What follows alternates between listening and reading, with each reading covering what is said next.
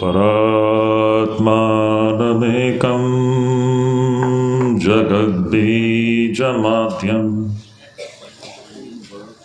निरीहं निराकारमोङ्कारवेद्यं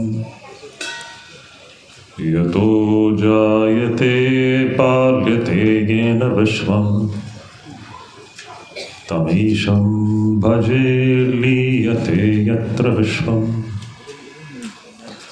स्थापकाय च धर्मस्य सर्वधर्मस्वरूपिणे अवतारवरिष्ठाय रामकृष्णाय ते नमः। मंचे उपविष्ट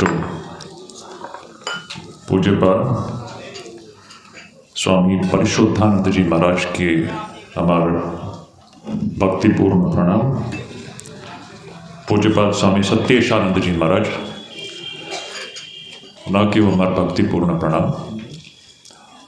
और सभी अन्यान्य सन्यासी राज्य एखाने उपस्थित रही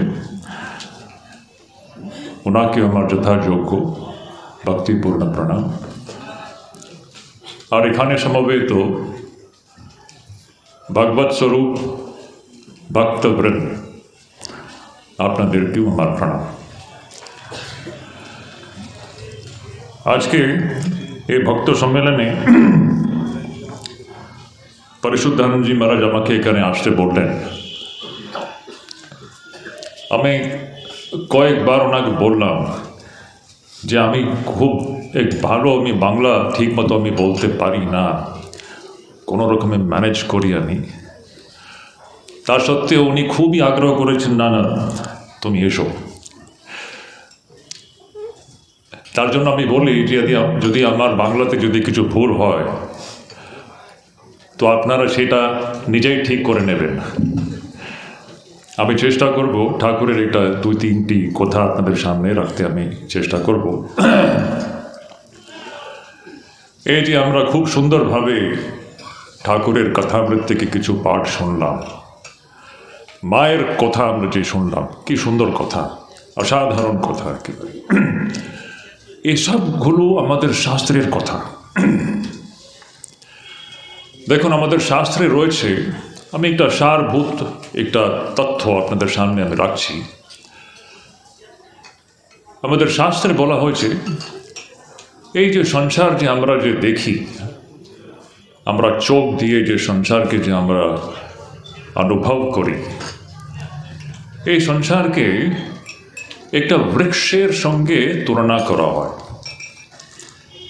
এই সংসার যেন একটা বৃক্ষ, সংসার বৃক্ষ। যেভাবে বৃক্ষের একটা মূল থাকে, একটা বীজ থাকে, সেই বীজের থেকেই বৃক্ষ বড় হয়। সেই রকমই এই যে সংসার বৃক্ষ যে আমরা দেখি, এরও একটা মূল আছে, একটা বীজ আছে। যেভাবে দেখবেন যে সংসার বৃক্ষের উপরে আমরা কি দেখি, বৃক্ষের উপরে পাখি বসে আছে, অসংখ্য পাখি বসে আছে। বেলুর মাঠে আপনি দেখবেন না, সন্ধ্যাবেলা যে কোনো একটা বৃক্ষের নিচে যদি আমরা দাঁড়িয়ে পড়ি তো দেখবেন কি আওয়াজ হয় পাখিদের। ওই রকমই আমরা সব এই সংসার বৃক্ষের বিভিন্ন শাখার উপরে, ডালের উপরে আমরা বসে আছি। আর যে এখানে হই হল্লা হচ্ছে, দেখুন সংসার বৃক্ষের উপরে আপনারা আমরা সবাই বসে এখানে কি চিৎকার, কি আওয়াজ হচ্ছে। আর যেভাবে পাখি কি করে সারা দিন ফল খেতে ব্যস্ত, এই ফল খাবে, সেই ফল খাবে, এই শাখা থেকে সেই শাখার উপরে ছুটবে, ওখান থেকে এখানে আসবে, এখানে কিছু ফল খাবে, সেখানে কিছু ফল খাবে। মিষ্টি ফল খাবলে একটু আনন্দ হয়, কিছু তেতো ফল খেলে দুঃখ হয়। ঠিক সেই রকম আমরাও মানুষ এখানে এই সংসার বৃক্ষের উপরে আমরা বসে নানা রূপে মিষ্টি আর তেতো ফল খেতে আমরা ব্যস্ত। আর যতদিন আমাদের এই সংসার বৃক্ষের যত ফল রয়েছে, এই ফলের প্রতি যতদিন আমাদের মধ্যে আসক্তি থাকবে, টান থাকবে, টান টান, এটা একটা অদ্ভুত জিনিস, এই টানটা যায় না। যতদিন এই সুন্দর সুন্দর ফল আমরা দেখি এই বৃক্ষের উপরে, আর এই ফলগুলো আমাদেরকে টানে, আর আমরা ওই দিকে আমরা চলে যাই। প্রভুর অদ্ভুত মায়া এটা। এই মায়াতেই আমরা সব ওইখানে আবদ্ধ। আর যতদিন আমাদের জীবন এইরকম ফল খাওয়ার মধ্যেই আমরা যতদিন আমরা ব্যস্ত থাকব, ততদিন দেখবেন মানুষের দুঃখ কষ্টের শেষ নাই। আমরা যে এখানে সত্যি বলতে গেলে যে কথামৃত পাঠের সময় আমাদের জপেশ্বরানী যিনি পাঠ করেছেন, উনি বললেন যে হ্যাঁ প্রভু কৃপানন্দজি উনি বললেন যে মাস্টারমশাই কথা বললেন, সংসারের অগ্নিতে তপ্ত। কি অসাধারণ কথা! আমরা সবাই এখানে তপ্ত, দগ্ধ। এই শ্রীমদ্ ভাগবতমের যে আমরা যে আগে পরিশুদ্ধানন্দজি যে পাঠ করেছিলেন, তব কথামৃতম তপ্ত জীবনম। আমরা সব এই সংসারের মধ্যে যেন তপ্ত, দগ্ধ, যেন পুড়িয়ে যাচ্ছে। এই ফলের খাবার মধ্যে যে আমরা একেবারে ব্যস্ত রয়েছি, আমরা আশা করে যাচ্ছি কি আমরা কিছু সুখী হব। এই করতে করতেই সারা জীবন কেটে যায়, মানুষ কখনই সুখী হয় না। যেমন ভগবান শঙ্করাচার্য বলেন, এই করতে করতে দেখবেন সেই বৃক্ষের উপরে যেন ওই পাখি ওখানে মরে যায়, আবার সেই বৃক্ষের উপরে আবার সেই পাখির জন্ম হয়, আবার সেই ফলের পিছনে ছুটতে সেই পাখি আবার একদিন মরে যায়, আবার সেই বৃক্ষের উপরে জন্ম হয়। আমরা এই সংসার বৃক্ষের উপরে সেই রকমই ভগবান শঙ্করাচার্য বলেন, পুনরপি জননম পুনরপি মরণম পুনরপি জননী জঠরে শয়নম ইহ সংসারে খলু দুস্তারে কৃপয়া পারে পাহি মুরারে ভজ গোবিন্দম গোবিন্দম ভজ মূঢ়মতে প্রাপ্তে সন্নিহিতে মরণে নাহি রক্ষতি ডোগ্রং করণে। কি অসাধারণ কথা! এই সংসার বৃক্ষের উপরে আমাদের জন্ম, ওখানে আমরা জন্মগ্রহণ করি, তারপরে সারা জীবন ফলের পিছনে আমরা ছুটতে থাকি। ছুটতে আমরা কেন ছুটছি? একটাই আশা নিয়ে ছুটছি কি আমরা এখানে সুখী হব, আনন্দিত হব। সেটা কখনই হয় না। ছুটতে একদিন আবার মৃত্যু হয়, আবার পুনর্জন্ম, আবার মায়ের গর্ভ প্রবেশ, আবার সেই জীবন যাতনা শুরু হয়, আবার মৃত্যু, আবার জন্ম। এই জন্ম মৃত্যুর চক্র চলতে থাকে। কি অদ্ভুত! যতক্ষণ এখন এই যে সংসরণ, এক শরীর থেকে অন্য শরীরে যে যাওয়ার যে একটা ক্রম, এই ততদিন চলতে থাকবে যতদিন না আমরা এই বৃক্ষের যে মূল, বৃক্ষের যে বীজ, সেই বীজটা হচ্ছে ভগবান। যতদিন না আমাদের দৃষ্টি এ ফল থেকে সরিয়ে আমাদের দৃষ্টি ভগবানের দিকে ততদিন না যায়, ততদিন দেখবেন এই সংসারের দুঃখ আর কষ্টের কোনো শেষ নেই, কোনো অন্ত নেই। মানুষ এখানে কখন সুখী হতেই পারে না। ভগবান শঙ্করাচার্য বলেন ওনার একটা গ্রন্থে, এই সংসারে তো এক বিন্দু মাত্র সুখ নেই। ভগবদ গীতাতে কৃষ্ণ বলেন, অনিত্যম অসুখম ইমম লোকম। এই সংসার কেমন? অসুখম। এখানে এক বিন্দু মাত্র সুখ এখানে নেই। বরং কৃষ্ণ বলেন ওখানে দুঃখালয়ম অশাশ্বতম। এই সংসার বৃক্ষ হচ্ছে দুঃখের আলয়। এখানে দুঃখই পাবে।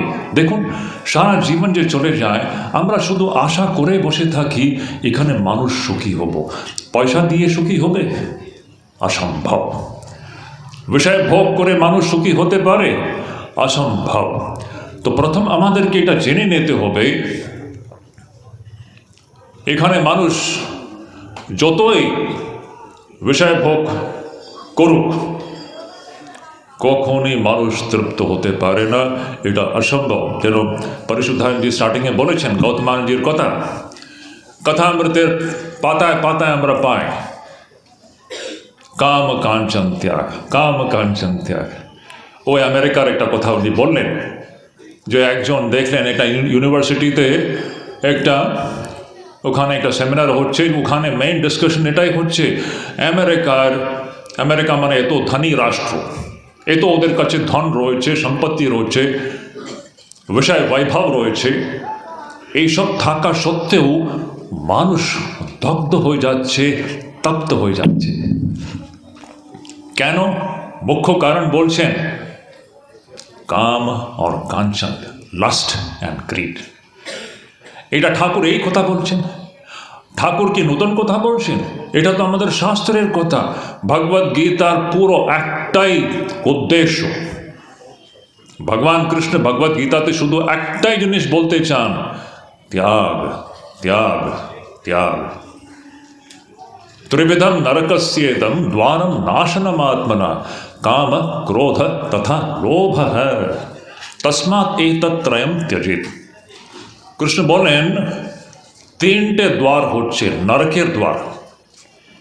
নরকের প্রবেশ করার জন্য তিনটে দ্বার রয়েছে। তিনটে দ্বার কি আছে? কাম, ক্রোধ, তৃতীয় হচ্ছে লোভ। ঠিক ঠাকুরের কথা। লোভ হচ্ছে গ্রিড, কাম হচ্ছে লাস্ট, মাঝখানে ক্রোধ একটা শব্দ ঢুকিয়ে দিয়েছে কৃষ্ণ। এটাই সব আমাদের শাস্ত্রের কথা। কাম আর লোভকে না ছাড়লে, যতদিন এই সংসারের ফলকে উপভোগ করার যে আমাদের একটা প্রবৃত্তি থাকে, সেটা থেকে যতদিন না এ মন মুক্ত হয়, ততদিন মানুষ কখনই ভগবানকে প্রাপ্ত করতে পারবে না। অসম্ভব। আমাদেরকে যদি পশ্চিমের দিকে যেতে হয়, তাহলে পূরব থেকে আমাদেরকে সরিয়ে আসতে হবে। ঠাকুরের কথা, if you have to go towards the west, you have to turn away from the east. আপনারা দুই দিকেই একসঙ্গে একই সময় আপনারা থাকতে পারবেন না। যদি পশ্চিমের দিকে যেতে হয়, তাহলে পূরবকে ছাড়তে হয়। যদি সংসার বৃক্ষের মূলে যেতে হয়, মূল মানে ভগবান, যদি ওখানে যেতে হয়, তাহলে এই যে সংসারের যে সুন্দর সুন্দর আমরা ফল দেখি, এই ফলের প্রতি যে আমাদের আসক্তি আছে, সেই আসক্তিকে ছেড়ে মূলের দিকে মনটাকে দিতে হয়। আমরা কিছুক্ষণ আগে জপেশ্বরানন্দজি যে জপ ধ্যান যে পরিচালন করেছেন এখানে, কি সুন্দর, কি ভালো লাগলো। আমরা যখন জপ ধ্যান করি, এই জপ ধ্যানের মধ্যে আমরা কি করি, আমরা কি হচ্ছে? যখন মানুষ যখন চোখ বন্ধ করে ভিতরে দেখতে চায়, হৃদয়ের ভিতরে যে ভগবান প্রভু পরমেশ্বর বসে আছেন, ওখানে যখন আমরা মনকে যখন একাগ্র করি, কি হচ্ছে? এই পুরো সংসার বৃক্ষের মূলে আমরা যাচ্ছি। ভগবান কি সুন্দর! এর থেকে বড় এই সৃষ্টিতে কিছু হতেই পারে না। এই যে জপ ধ্যান, এই যে মানুষের এই যে এই যোগ্যতা মানুষকেই দেওয়া হয়েছে। সৃষ্টিতে দেখুন, কোনো কুকুর জপ ধ্যান করতে পারবে না, কোনো গরু জপ ধ্যান করতে পারবে না। মানুষ একমাত্র এক প্রাণী যেই এই জপ ধ্যান করতে পারবে। ভগবানের দিকে মনকে নিয়ে যাওয়া, সৃষ্টির মূলে মনকে নিয়ে যাওয়ার যে যোগ্যতা, একটা বিশেষ অদ্ভুত জিনিস। এর কোনো কেন হয়েছে কেউ বলতে পারবে না, শাস্ত্রের কথা। অথচ এই যোগ্যতা শুধু মনুষ্য মাত্রকেই দেওয়া হয়েছে। আর এই যোগ্যতা প্রাপ্ত করার পরে যদি আমরা ওটাকে কাজে না লাগাই, এটা আমাদের ভয়ঙ্কর দুর্ভাগ্য। ভগবান শঙ্করাচার্য বলেন, লব্ধ্বা কথঞ্চিৎ নরজন্ম দুর্লভম তত্রাপি পুংস্ত্বম শ্রুতিপার দর্শনম यस्तु आत्ममुक्तौ न यतेत मूढ़धि स ह्यात्मः स्वं विनिहन्ति असत्ग्रहा। এই মনুষ্য জন্ম প্রাপ্ত করার পরে যদি ভগবত প্রাপ্তির জন্য কেউ মানুষ যদি চেষ্টা না করে, সেটা হচ্ছে আত্মহনন, আত্মহত্যার সমান ওঠা রয়েছে। সেই জন্য এই ভক্ত সম্মেলন আমরা এখানে একত্রিত হয়েছে কেন? এই সংসারের প্রতি যে আমাদের যে আসক্তি আছে, সংসারের প্রতি যে আমাদের টান আছে, সেই থেকে একটু মনকে সরিয়ে আমরা সব এখানে চেষ্টা করছি এই সংসার বৃক্ষের মূলে যাওয়ার জন্য একটা চেষ্টা করছি অল্পক্ষণের জন্য, যদিও অল্পক্ষণের জন্য তার মহান ফল রয়েছে। এটাই আমাদেরকে বারংবার অভ্যাস করতে হবে, এটা চলতে থাকতে হবে। এমন নেই কি শুধু আজকে একদিন আপনারা এখানে সম্মিলিত হয়েছেন আর আপনারা একটুখানি ভগবত পাঠগুলো শুনছেন, হ্যাঁ, এই বক্তৃতাগুলো শুনছেন, এটা শুধু একদিনের ব্যাপার নেই। এটা আমরা নিজেকে মনে করে দিচ্ছি যে এই জিনিসটা আমাদের দৈনন্দিন জীবনের মধ্যে সতত চলতে থাকতে হবে। ভগবানকে ছাড়লে আমরা পুরোপুরি নিরাধার, আমাদের কোনো আধারই নেই। ঈশ্বর প্রভু পরমেশ্বর একমাত্র আমাদের আধার রয়েছে। যে কোনো ব্যক্তি এই আধারকে যদি ধরে ফেললে তার কোনো ভয় নেই, মৃত্যুরও ভয় নেই, এটাই শাস্ত্রের কথা। সেই জন্য এই আধারকে ধরবার চেষ্টা আমাদেরকে করতে হবে। সেই প্রভু পরমেশ্বরের চরণেই সুখ, শান্তি, আনন্দ, তৃপ্তি সব ওখান থেকেই আমরা প্রাপ্ত করতে পারি, শাশ্বত আনন্দ। দেখুন, একটা গল্প আমার মনে পড়ছি। এই গল্প শ্রীমদ্ ভাগবতমেরই, আজকের যে স্টার্টিংয়ে যে শ্রীমদ্ ভাগবতমেরই কথা হলো, তব কথামৃতম তপ্ত জীবনম। কি সুন্দর! কবিভিরীড়িতং কলমশাপহম। যখন আমরা ভগবানের কথা যখন আমরা শুনি, কি হচ্ছে অসাধারণ জিনিস। এটা আমরা প্রত্যেক মানুষ এটাকে অনুভব করতে পারে। মনের সব যত কলমশ আছে, যে কালুষ্য আছে, যে অশুদ্ধি জড়েছে আমাদের মনে, দেখবেন এই ভক্ত সম্মেলনের মধ্যে দেখবেন যতক্ষণ আমরা এখানে বসে আছি, মন কেমন একেবারে শুদ্ধ পবিত্র হয়ে যায়। ভগবানের কথায়, একমাত্র ভগবানের কথা মাত্র এটা করতে পারে। অন্য কোনো জিনিস মানুষের অন্তঃকরণের অশুদ্ধিকে দূর করতে পারবে না। যত আমরা ভগবানের কথা শুনি, শ্রবণ করি, ভাবি, চিন্তা করি, ধ্যান করি, পড়ি, যে কোনোভাবে কোনো হোক, ভগবানের সঙ্গে যখন আমরা যুক্ত করি, তার দ্বারাই মন আস্তে আস্তে করে দেখবেন শুদ্ধ পবিত্র হতে লাগবে। কলমশাপহম তপ্ত জীবনম। এই যে আমরা যে সংসারে একেবারে দগ্ধ, মাস্টারমশাই তো আত্মহত্যা করার জন্য চলে পড়েছিলেন। সংসারের সমস্যা এত বেড়ে গিয়েছিলেন, আপনারা জানেন। আমি ওই কাহিনীতে যাচ্ছি না। ওনার সংসার, ওনার স্ত্রীকে নিয়ে যা কিছু ওনার সমস্যা ছিল, উনি তো আত্মহত্যা করতে যাচ্ছিলেন। তারপরে এসে দাঁড়িয়ে পড়েছেন হঠাৎ করে ঈশ্বরের কৃপায়, দেবী মার কৃপায় মাস্টারমশাই এসে দাঁড়িয়ে পড়েছেন শ্রীরামকৃষ্ণের সামনে। আর সেই শ্রীরামকৃষ্ণের মুখ থেকে কি বেরোচ্ছে?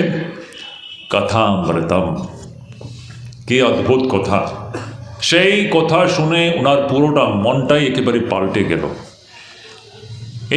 এই সন্দর্ভে আরেকটা ঘটনা আছে যে শ্রীমদ্ ভাগবতমে রয়েছে। পরীক্ষিতের গল্প আপনারা হয়তো শুনেছেন। ভাগবতমের পরীক্ষিত রাজা, উনি একবার শিকার করতে চলে গিয়েছিলেন। শিকার করতে করতে জঙ্গলে ওনার খুব জল চেষ্টা পেয়েছে। আর উনি একটা ঋষির একটা কুটিয়াতে গিয়ে ওখানে একজন ঋষি বসে ধ্যান করছিলেন। ও ঋষির নাম যদি আমি ঠিক মনে করছি, ওনার নাম ছিল শামিক ঋষি। শামিক ঋষির কাছে উনি গিয়ে উনি জল চাইছেন। উনি তো বসে ধ্যান করছেন, তো উনি শুনতে পায়নি পরীক্ষিত কী বলছেন।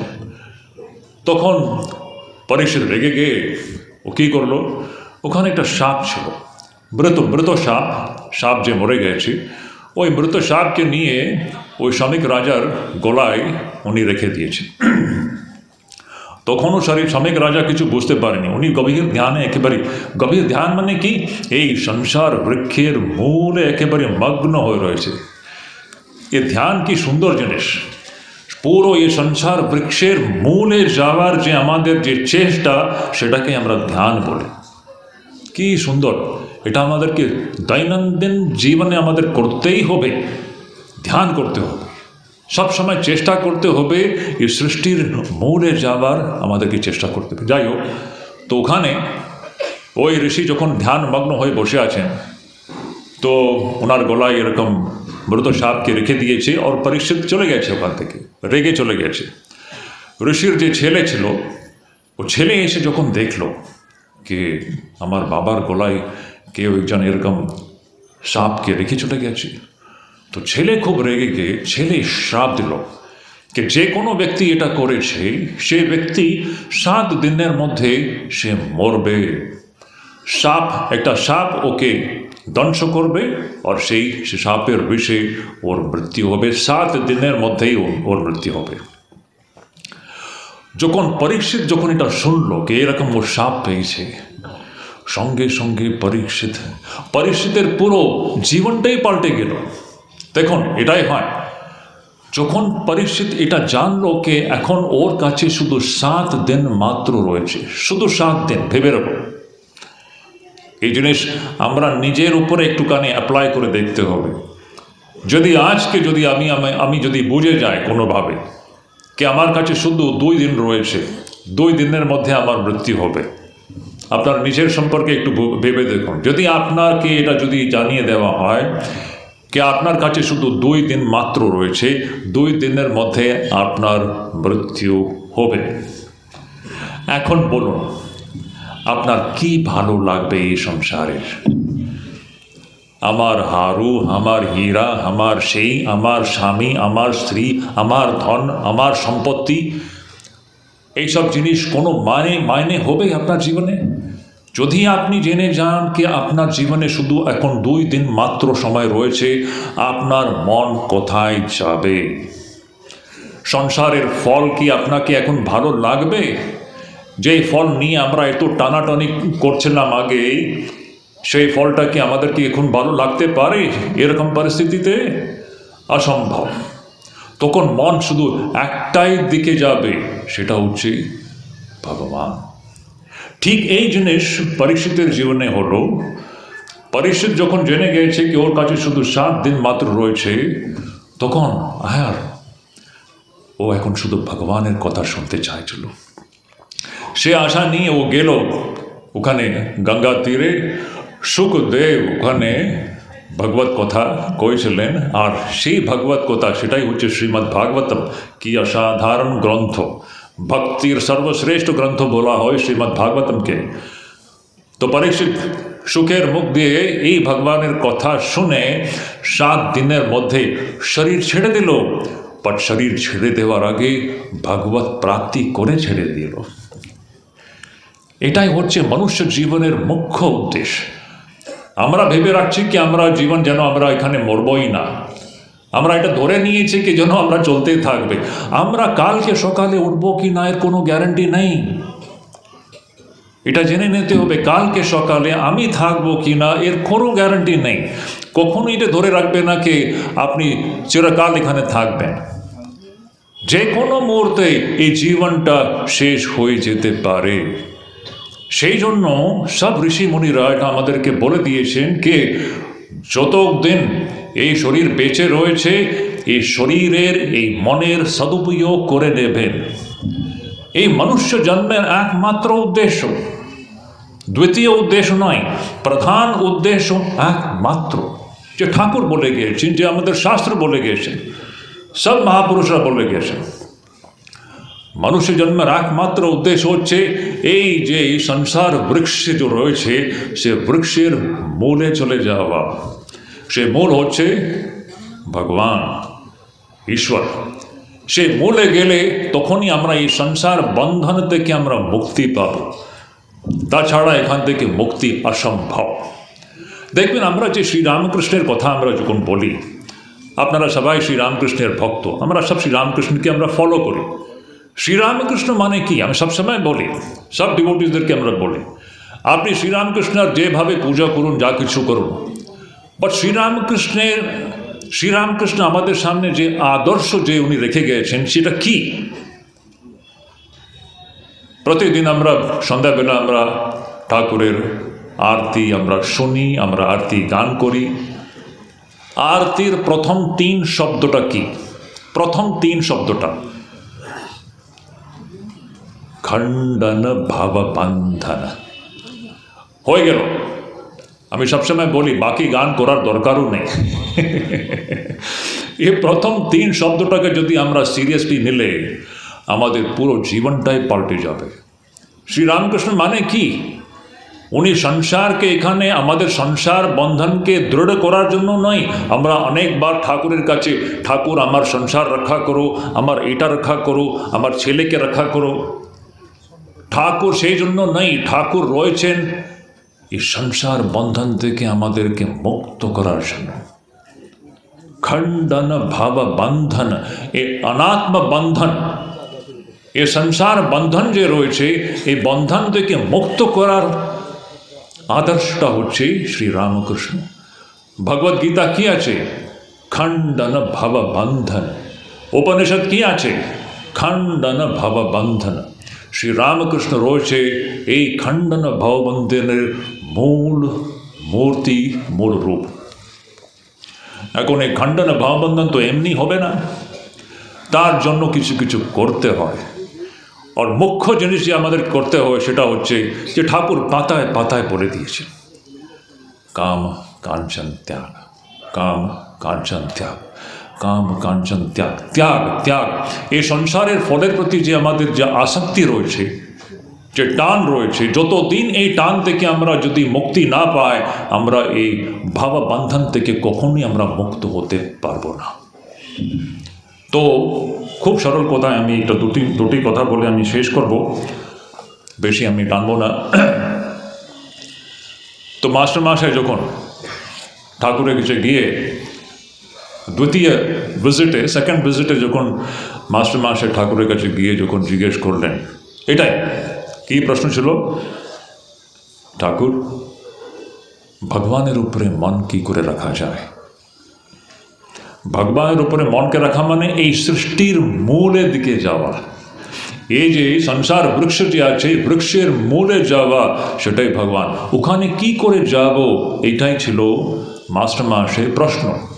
আর এটাই আমাদেরও সমস্যা, আমরা করতে পারছি না। কেন করতে পারছি না? শ্রীরামকৃষ্ণের 5টে সুন্দর পয়েন্ট কে হচ্ছে এ খণ্ডন ভববন্ধন কি করে আমাদেরকে সার্থক করতে হয়।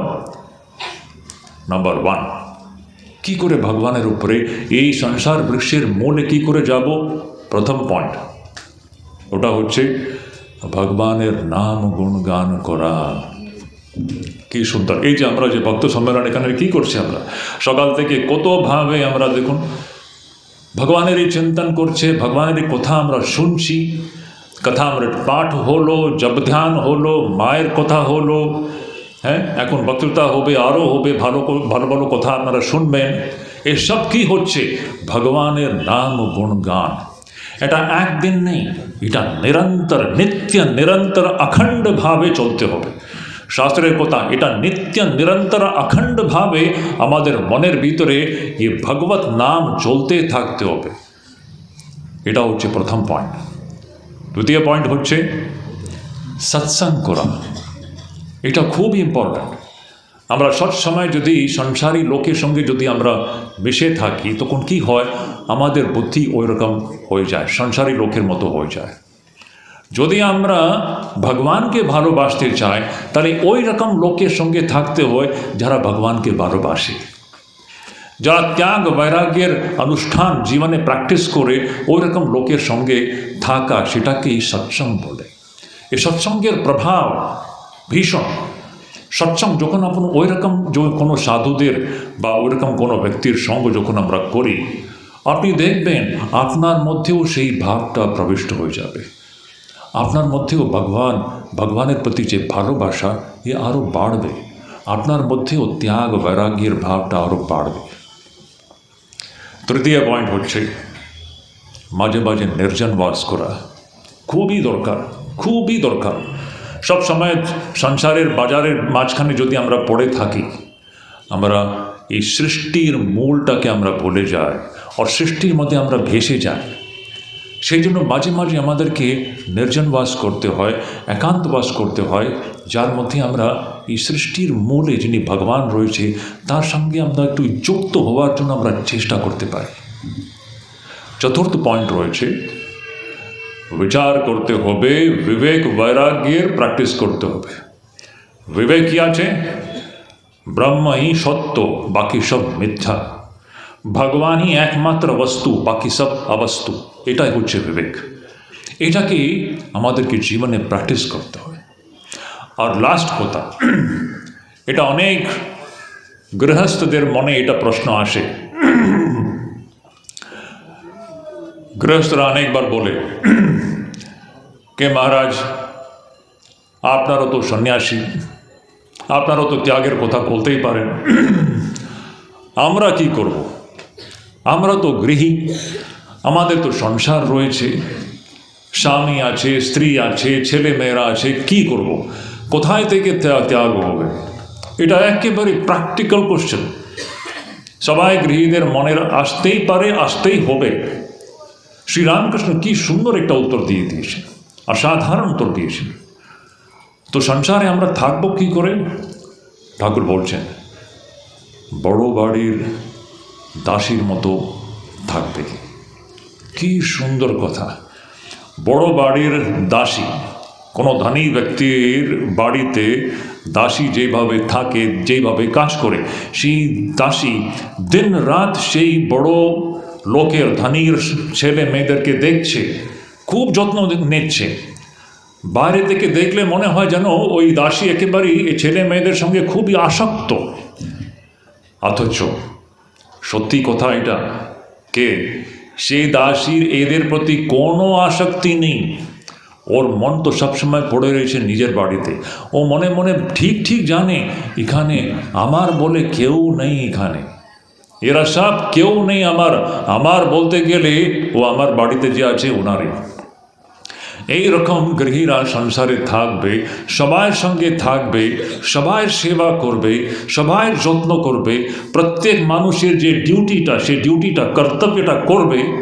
স্বামীর যে কর্তব্য স্বামী করবে, স্ত্রীর যে কর্তব্য উনি করবেন, ছেলে মেয়েদের প্রতি যে কর্তব্য করবেন।